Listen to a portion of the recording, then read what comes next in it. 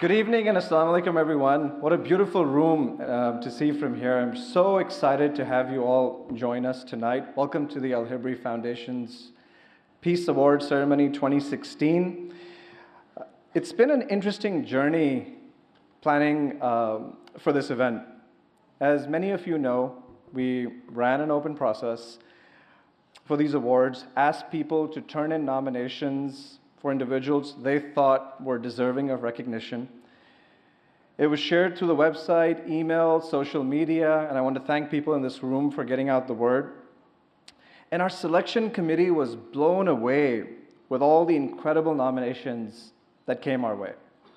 The nominees were outstanding, the letters were heartfelt and encouraging, and the accomplishments were so inspiring.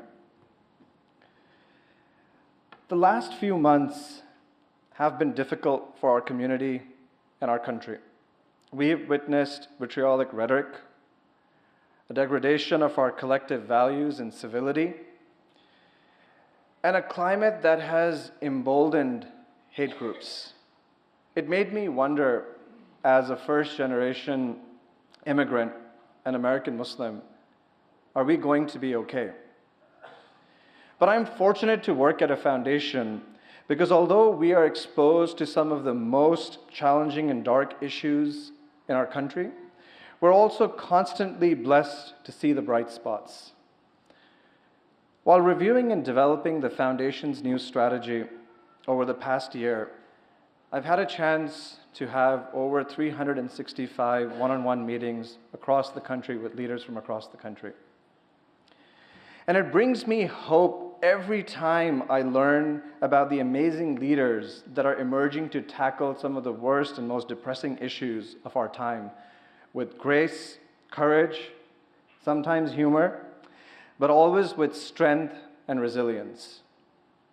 After carefully reviewing all the nominations, I realized that we have a backlog of gratitude owed to our leaders. Individuals are demonstrating exceptional leadership in the most trying circumstances, and many a times they go unnoticed and underappreciated. Part of this could be due to the fact that we as a community are constantly living from one crisis to the next. And we do not have the time to truly reflect and celebrate. Or maybe it's because people will say, God will reward them for this work. And though this may be true, tonight we also want to recognize the work of our community leaders, especially our nominees. I'm grateful to everyone who is joining us here in this hall tonight to express our gratitude, love, and admiration for all those who have been nominated. So please join me in asking all the nominees and the honorees to stand up and be recognized this moment.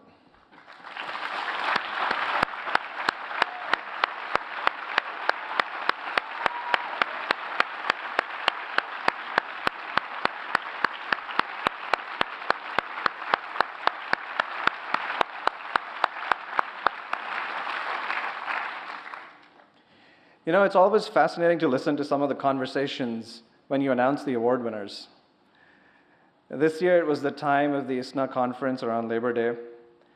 I noticed some parents turn to their kids and say, "Beta, why couldn't you start a nonprofit and tackle racism? Couldn't you train 1,000 students on campuses on this interfaith type of stuff?" It was heartwarming to see the recognition of such leadership in Ibu, Bree, and Namira, and inspiring to finally see the physicians in our community take a moment and acknowledge the other career paths.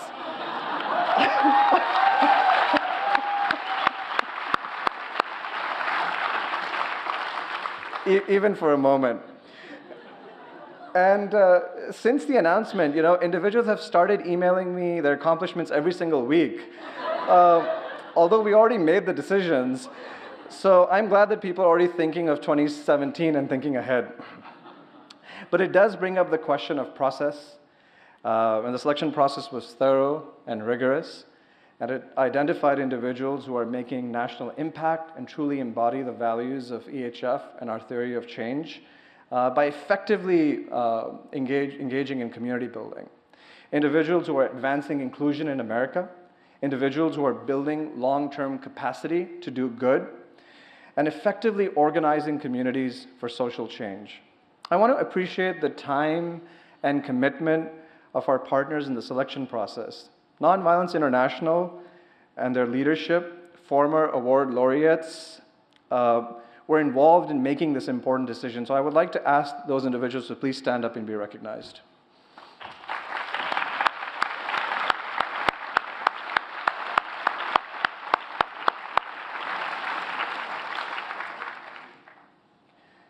Tonight's program is special.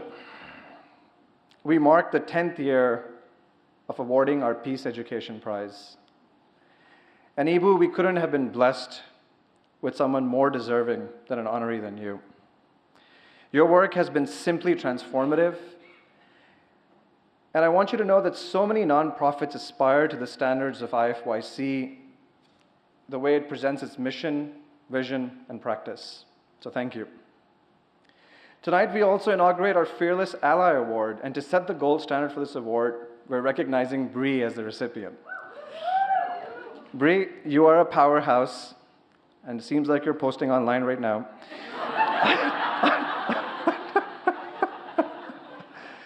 You've co-founded an organization that has empowered so many of us to become better, more organized, and more effective nonprofit leaders.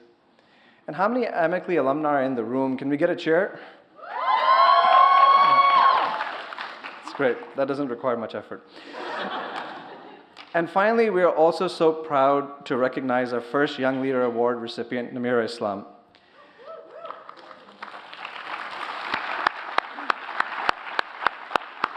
Who's joined here by with her lovely mom. Namira, thank you for your leadership in this difficult and critical work. It's never easy to push your own community to reflect and accept its weaknesses when it comes to understanding race and privilege. And you've accomplished a lot in a very short period of time, and we hope that you continue this journey in leading us to a more inclusive community and country, inshallah. So thank you. Now, if you're an award winner tonight, it means you've done a lot to get here. Am I smiling enough, Dad? Okay, all right. That was my tip before coming in. All right. If you're an award winner tonight, it means you've done a lot to get here. It means you have sacrificed tremendously to build something that the community needed.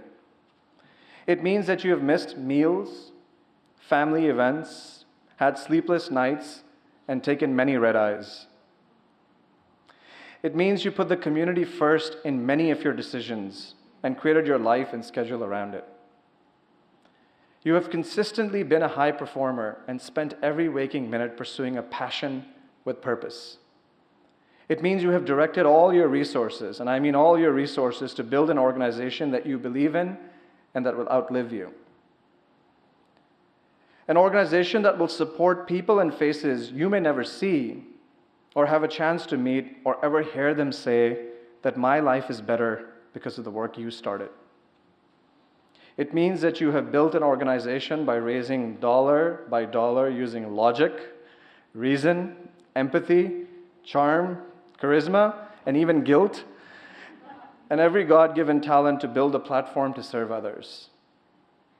It means you gave up a lofty and comfortable life in the private sector to pursue something that many questioned would not be possible to build. You were tested with conflict, personal attacks, to your reputation and emotional challenges that ordinary people would crack under. But you always emerged stronger, more optimistic, and resilient. And it means you've spent more time on the phone and can sing all the tunes that come up during the waiting period on conference calls. Today, we would like to offer a brief moment of appreciation for all that you've done for our community and country. You are truly deserving of these awards. You are truly deserving of our continued contributions, our volunteer time, and our collective du'as and prayers for you and your family. So thank you very much.